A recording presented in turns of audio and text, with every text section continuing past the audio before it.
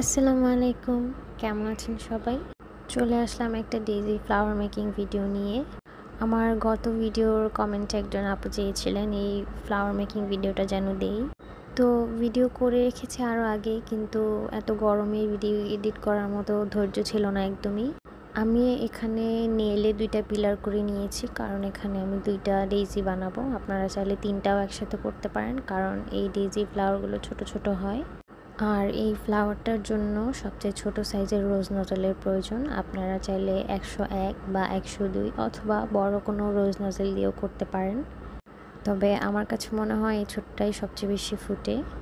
পিলারের মধ্যে আমি একটা একটা করে একদম ছোট ছোট করে পাপড়ি তুলে নিচ্ছি। আপনারা দেখতেই পাচ্ছেন আমি খুব বেশি প্রেস করছি না, এভাবে আমি একটা পার্ট করব। আপনারা চাইলে এটাকে ডাবল পার্টও করতে পারেন, অথবা এটার বড় রোজ নজল দিয়েও করতে পারেন। পাপড়ি দেওয়া শেষ, আমি একটা পার্টি দিয়েছি, এবার এটাতে রেনু দেবার পালা। রেনুর জন্য আপনারা এখানে হলুদ অথবা কমলা কালার দুইটাই ইউজ করতে পারেন, দুইটাতেই অনেক বেশি ফুটে। আমি হলুদটাই ইউজ করি। এভাবে ছোট ছোট করে রেনু দিয়ে নিচ্ছি পুরোটা পার্ট। যে কোনো কেকের মধ্যে এই ছোট ছোট ফুলটা কেকের লুকটাই একবার চেঞ্জ করে দেয়, মাশাআল্লাহ এত সুন্দর লাগে। ফ্লাওয়ার মেকিংয়ে বাসায় যত বেশি প্র্যাকটিস করবেন তত আপনার ফ্লাওয়ারগুলো সুন্দর হবে, পারফেক্ট হবে।